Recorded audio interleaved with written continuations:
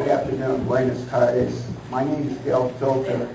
I'm the Deputy Director of Enforcement and Emergency Response for the Department of Toxic Substances Control. And part of my job is that I am the head administrator for the Imperial County CUPA. And you may have heard or be familiar with the CUPA because about several weeks ago there was a mercury spill in the local high school, Calexico, where children traced the mercury back to their houses, both in Mexicali as well as Calexico. It became an international incident in that we had to make sure the homes were decontaminated, and we were pretty successful in doing that. Before I came up to the Department of Toxics, I had another life. I was an Imperial County prosecutor for 9 years. And this morning, I left the hotel, the Fairfield Hotel, over by the shopping center, and it reminded me of something I learned a long time ago as a young man, and it's the phrase from the philosopher Santayana, who says that those who can't remember the past are condemned to repeat it. And as I was going along, I was only 3 blocks away from the hotel, where I saw a fertilizer plant that I prosecuted for dismantling an apparatus that spread friable asbestos all over the area, and we prosecuted that company. And then I went on, this is years ago, I left Imperial Valley in '99, and I went on, and as I was driving along 86, I saw facilities, automobile facilities that I had prosecuted for the disposal and storage of hazardous waste. And as I was coming up 86 on Ayton Road, there was a tank farm there. And I remember I prosecuted them because the floats weren't down on the tanks, and it was emitting toxic fumes in the community of Imperial.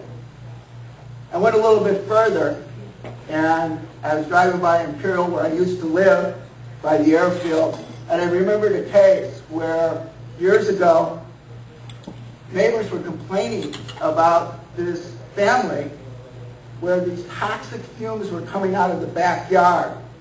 And to make a long story short, we executed a search warrant. And the thing that sticks in my mind today is, as we were digging up the backyard, we could see that the house also was a child care center. And we found underneath the ground toxic paint from the local swap meet.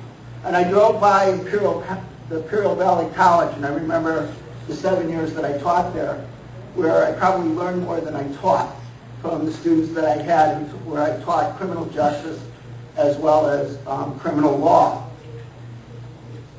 And then I came up to Brawley, and I was thinking about all the trials that I had done in Imperial County, in Calexico, in El Centro, and then in Brawley. And it dawned on me that I got to know a community pretty well by doing trials and talking to the juries afterwards. And then I know, I'm going to share this with you, you're going to find this hard to believe, but sometimes God speaks to people in strange ways. And I didn't hear his voice, but I saw a billboard as I came in. And the billboard said, "Unlock the truth." So let me see if I can spend a few minutes with you unlocking the truth of what it is that we've heard this morning. If we keep on asking the same questions over and over again, you need to expect to get the same answers over and over and over again. Alcoholics call that insanity. You keep on drinking expecting a different result. We keep on looking at environmental problems, raising the same question, and expecting different answers. This New River thing is nothing new. The Salton Sea is nothing new. I remember 15 years ago getting a complaint here in Brawley where some woman had a pelican fall out of the sky and hit her car, which, needless to say, would be kind of a wake-up call, you would think.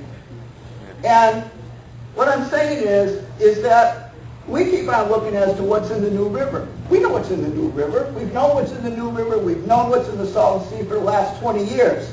But we keep on asking the same questions. We expect to get a different result, and you're not going to get it from government if they keep on employing the same kind of science. What you need to do is say, how did it get into the New River? Where is it coming from? What is it that we can do to stop it? And one of the speakers said, you know, a lot of this game depends upon two important things. One is law, and the other one is money. You can make a whole bunch of things happen with money, and you can make a whole bunch of things happen with law. Trust me. I've been doing law for some time. By the way, I taught social justice in maximum security prisons from 1975 to 1985, and I suspect that that's where I was radicalized.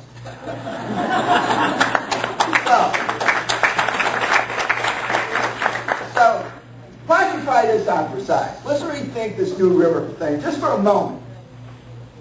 What happens if you knew who was putting stuff on the New River, in the New River on the other side of the border, and it was coming into the United States, and we found out that it was hazardous waste materials? Could the maquiladora on the other side of the border be prosecuted for transporting hazardous waste into the United States? Interesting question, huh? But it's a different question, and it begs a different answer, and it gives us rise to thinking about things in a different way. So I was invited back, and one of the things that I found most refreshing, and our last speaker certainly addressed this, as long as we keep on thinking individually, as long as government continues to be unaccountable, unresponsible, and non-transparent, you aren't going to get anywhere. You've got to hold government accountable, responsible to what it is that they do. And the only way that I know of doing that is by dogging them every moment you can. Remember the little girl that was at the president's speech the other night from South Carolina or North Carolina, I can't remember. And she lived in this school with these horrible circumstances around her. And she, in the comment, the mantra was, "We are not quitters. If you quit, you lose. You cannot quit. You've got to hold government's feet to the fire." One of the things that we did in Imperial County was we came in and we said that maybe government would work better if it was driven not by government, by the citizens who live here. In other words, you form the true collective. Government, citizens, working hand in hand to do the following. If you look at the photos here, think about it for a moment. Do you see that Roger Kent and Louis Amito are out in this residential neighborhood working hand to hand, labeling jars and working together? A person from the community working with one of our scientists in determining what that particular problem is. I'm not in for theory. I am not in for studies. I'm in for action.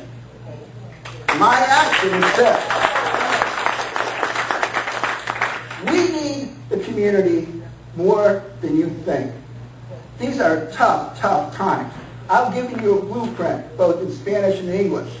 I'll be interested to hear if some of the speakers this morning who have the expertise in environmental justice see environmental justice the same way as I do. But my point is this. As you work together, the action plan is that you have to identify environmental harms within the community. And only the community can do that. And not only that, but what government thinks may be an environmental problem may not be what the community thinks is an environmental problem. That's extremely important.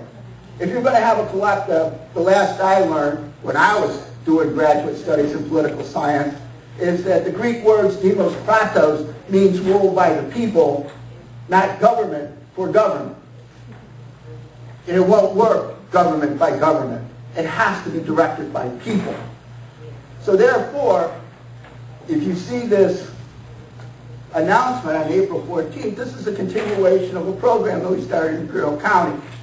And Luis is the co-chair of that program, along with Kim Collins out at San Diego State and Ryan Atencio from our Imperial County CUPA.